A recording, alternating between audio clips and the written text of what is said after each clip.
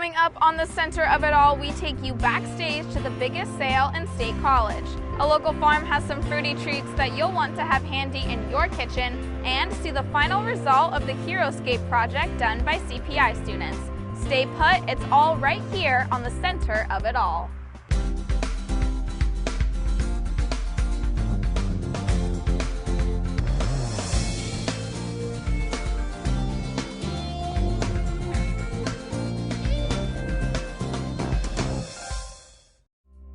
Good morning, and thank you for joining me on the center of it all. We are here at the beautiful and local Tate Farm, which we'll talk about a little later. First, we take you behind the scenes of one event that had the stadium packed on Saturday with literally tons of items. We talk to people behind the scenes of Trash to Treasure. May means the end of the semester for Penn State students, but it means the beginning of a long work month for Trash to Treasure workers and volunteers. As students are packing up to head home for the summer, they come across many items they can't take with them or don't need anymore. So what do they do with them? Instead of throwing them away, they can donate them to the Center County United Way. And a lot of people think, oh my gosh, look at all that students leave behind. They're so irresponsible. That's actually not true. They still throw stuff away, but they have an option to put items in a designated area in their residence halls that are actually, it's a place for donations only. Donations include rugs, clothes, shoes, fans and lamps, and everything in between. So once donations are collected, where do they go? Everything gets moved to a warehouse across campus. First 2 weeks, typically we're doing more sorting. The second 2 weeks, we're doing more setup here at the stadium. Setup for the event takes around a month because everything is sorted into a specific category. Shoes get sized, clothes are separated by size and style, and they have between 40 and 50 tons of items to go through. This year was number 15 for Trash to Treasure. It was started to help keep so many items out of the landfill. For Beth Shehay, Special Events Coordinator, it's more than just a big yard sale. It's kind of like a Black Friday feel that people, camp out overnight. They're excited to be first in line. They rush in, and we have a good time. And just like on Black Friday, a lot of help is needed. Hundreds of volunteers help out every year by collecting all the items donated around campus, sorting, and working in shifts the day of the event. Even though it is a lot of preparation work, Shehay says it's fun to watch this event bring friends together. They love it. If you check out our Facebook page, it's absolutely amazing. The conversations that go on. Hey, are you coming with me? Hey, let's meet for coffee first. Hey, will you be our person that stands on the wall so we can run and get stuff and bring it to you? I mean, it's so fun to watch the people's conversations go on about Trash to Treasure. It's a culture. Trash to Treasure allows Center County United Way to allocate funds to nonprofit agencies that deal with education, income, and health. Volunteers spend so much time organizing and setting everything up because after spending hours in line, they want shoppers to have a good time. Try to give shoppers a good experience. We try to make it something that they're happy. They feel like they're going home with some really great treasure, some really great loot. And in the end, all of this benefits the Center County United Way. Whether you are looking for new furniture or a way to pass a Saturday afternoon, Trash to Treasure is one event where you won't leave disappointed. People love to come because they can find designer jeans and some really great jackets and some things that really, it's awesome because you can fit it all in that bag too. Our hope is that they feel good that they're here helping our community by filling their bags with some stuff that they can take home and enjoy. If you would like to get involved with Trash to Treasure next year, they're always looking for more volunteers. Visit Center County United Way's website for more information. They weren't the only volunteers busy the past couple weeks. CPI students recently finished a patio for war veteran Vince Reynolds, but there was still one more step that needed to be taken. Fruition, the point at which a plan or project is completed and or realized. Joe Luther and his CPI students had this moment on the handover of their patio to veteran Vince Reynolds. Thing that I think the students are getting out of this is the opportunity to, community service, to give back, to do something that's completely extraordinary and out of their comfort zone. He told us his story. I just had a whole lot more respect for him and why we're building this, and got more of an idea of what HeroScapes are about. In front of the entire morning session and faculty of CPI, among other dignitaries, Vince graciously accepted the patio and had the chance to share his story with over 250 students. To 5-day-long sustained firefights to where we had to have airdrop supplies in because we were running low on ammo, food, and water. While he most certainly deserves the recognition, he is happy to get back to being an unknown. It's nice to put it on the backside, put it in the past, and get on with my normal life, and be able to start the fire in the fire pit for the first time. Have my daughter here, roast some marshmallows, cook some hot dogs. Just enjoy the fruits of their labor, if you will. A job well done by the students, and a big thank you to Vince Reynolds from all of us here at WHVL. For more information on the HeroScape project, visit ephenry.com. When we come back, we're heading inside for a mixture of jams and drinks that are made right in your backyard. Welcome back to the center of it all. If you're looking for a local and fresh way to add a little flavor to your drink this summer, Tate Farm has a mixture you may want to add to your glass. Out with the old and in with the new is a saying you won't hear at Tate Farm. The over 130-acre farm still sells one original product that has been around for 4 generations, and they have the bottles to prove it. So what is this trendy and most popular item that has grown over the past 20 years? Shrub. Shrub is a drink mixture that started back in colonial times. The Tate Farm is the original seller of the mixture, which is made purely from fruit, distilled vinegar, and organic sugar. The farm started making shrubs in 1987, starting with raspberry, but it wasn't an instant hit. We've been selling them in this community for a really long time. It's taken years to make it be known and popular and all those things. With growing popularity, there are now 13 different types of shrubs sold. The newest addition to the family, grapefruit, was released just a few weeks ago and is made with organic grapefruit from Florida. The selection will expand in the fall with the addition of a pear mixture. What we've discovered is that using different fresh fruits, we can create these wonderful new flavors of shrubs and mixers. But shrub isn't just gaining popularity here.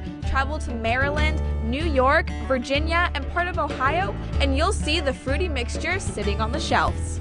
What the local flavors are, and so on, that's a big movement all around the country. So I think that when people go to Colonial Williamsburg and they see our fruit shrub on the shelf there, they say, oh my gosh, that's from my hometown. So there's a pride, there's a ownership in that this comes from the area that I live.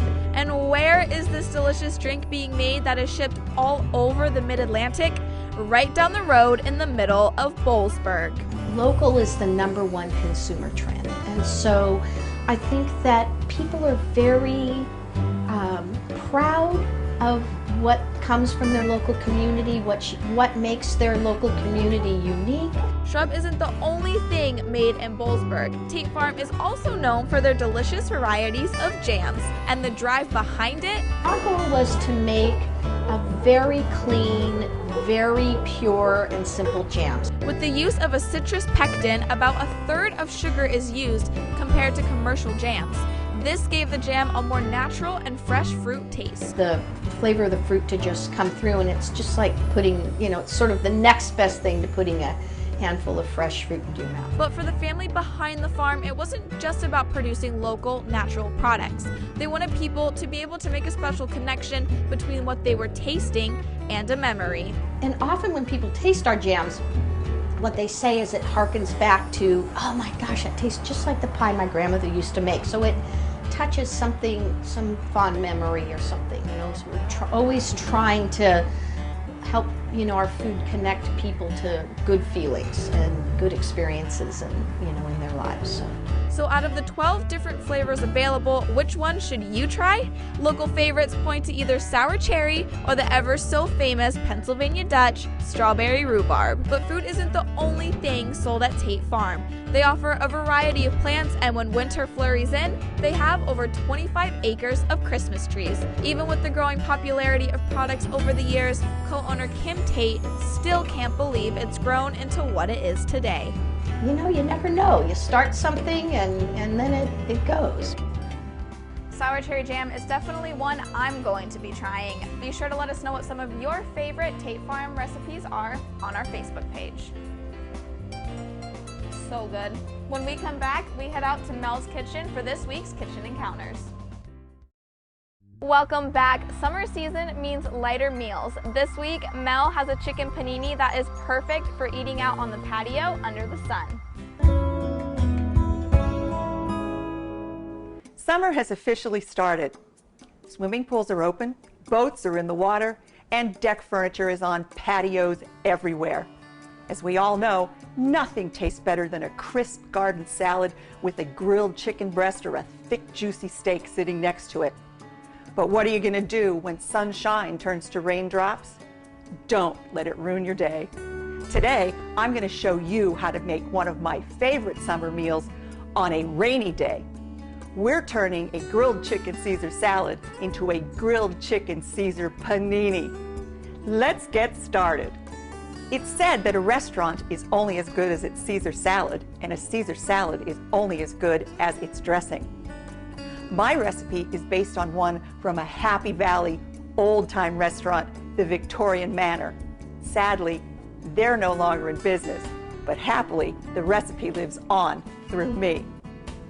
I've placed 1 small can of well-drained, drained anchovies into my food processor with 6 garlic cloves. And I'm quickly going to process this just to mash the garlic, to mince the garlic and mash the anchovies. This is just so easy and so good. Don't buy the bottled dressing. I'm going to add 2 tablespoons of red wine vinegar, 2 tablespoons of lemon juice, and 1 tablespoon of Worcestershire sauce, a tablespoon of sugar, and a teaspoon of coarsely ground or cracked black pepper, a 1/4 cup of Dijon mustard, 2 eggs, very, very fresh as you can get them. And I'm quickly just going to scrape down the side, the work bowl of the food processor, just a little bit. Put the lid on. I'm going to process this for 20 to 30 seconds just to mix all of the ingredients together. I'm going to add 6 to 8 tablespoons of extra virgin olive oil in a nice slow stream. And that's going to emulsify the dressing, which means it's going to keep it from breaking apart. It's going to hold together. It's not going to separate. And I'm just going to transfer this dressing to a cup, a 2-cup container.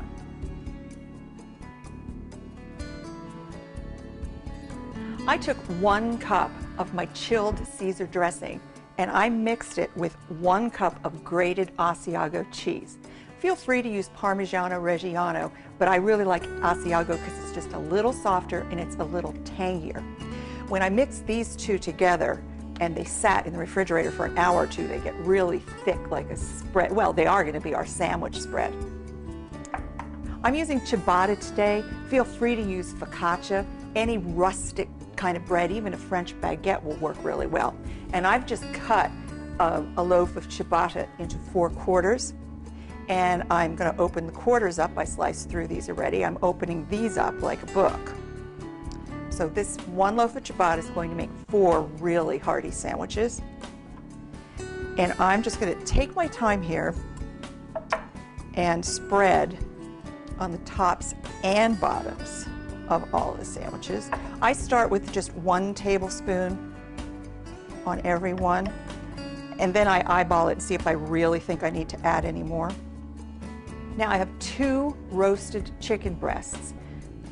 You can grill them outside, you can roast them in the oven, they can come off of chicken. You can honestly really get them from a rotisserie chicken, which I don't like to do.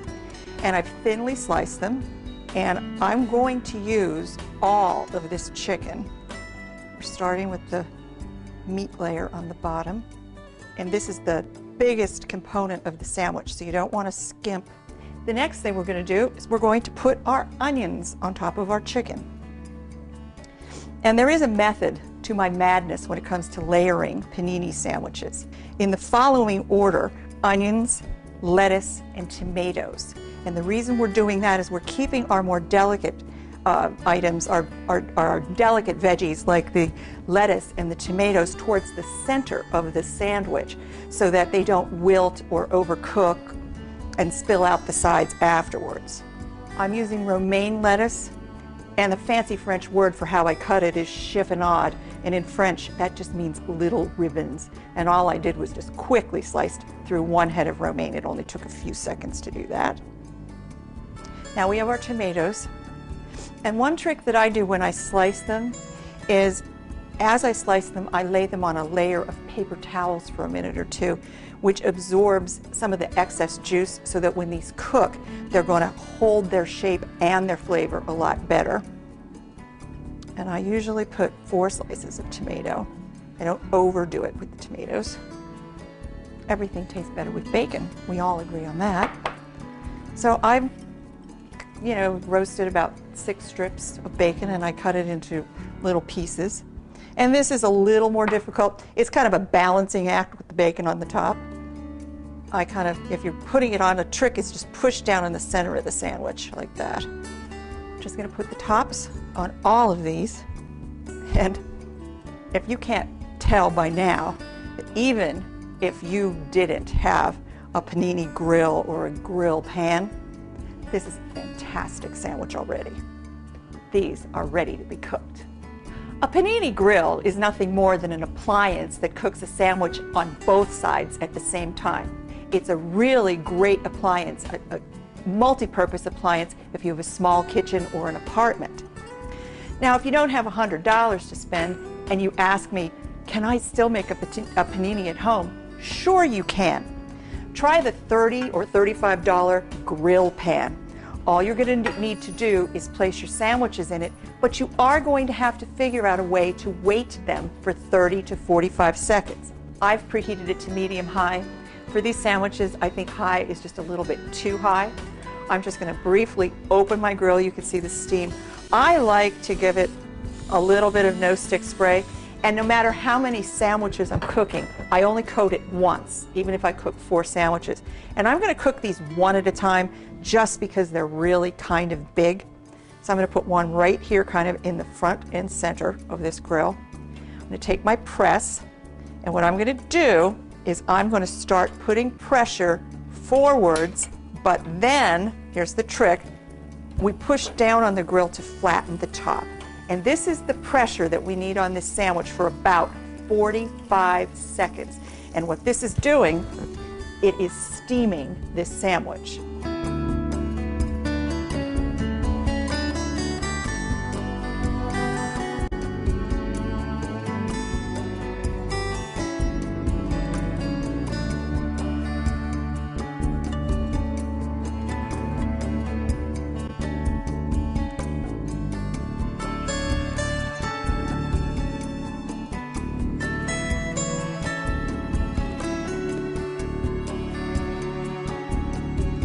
One panino, 2 panini, 3 panini, 4.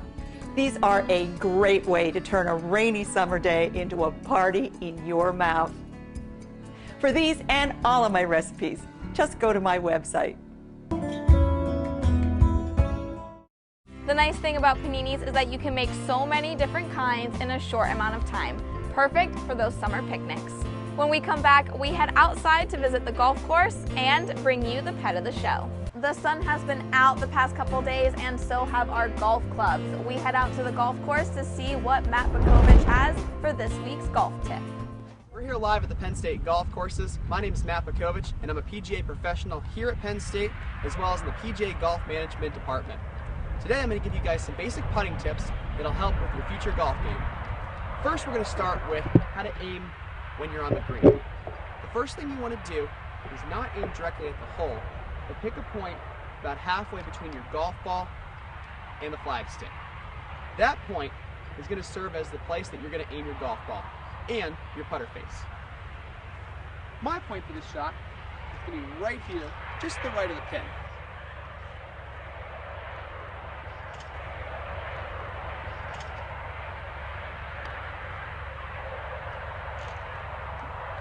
What that allowed me to do was read the green correctly, follow the break, and put my ball very close to the hole. The second thing we want to talk about is the putting stroke. Unlike our chipping stroke, we're going to have a lot of limited movement. We're basically only going to move our shoulders back and forth. Once we're in our setup, we want to make sure that we keep our wrists still, unlike when we're chipping.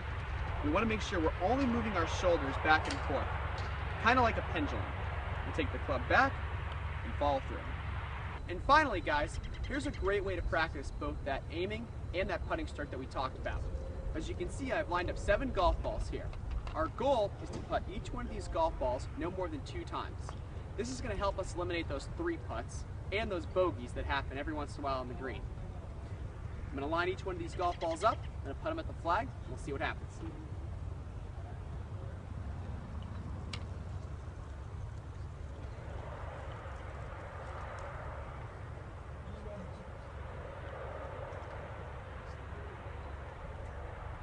So you can see I still have 4 golf balls left and a couple potential 1 putts off to my left over here.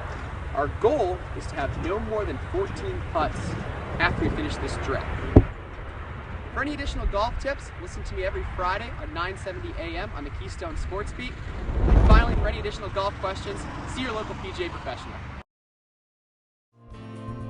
Golf isn't the only thing on our mind as the weather starts to heat up. We switch gears now as we head over to Center County Paws to meet our lovable pet of the show, Max.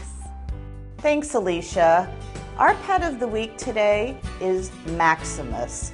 Maximus came to Center County Paws a few months ago. He was surrendered because his owner didn't have enough time for him. He is a 5.5-year-old Pekingese Cocker Spaniel mix. Very sweet, loves to be a lap dog, and but does enjoy exercise as well. He loves to go for walks.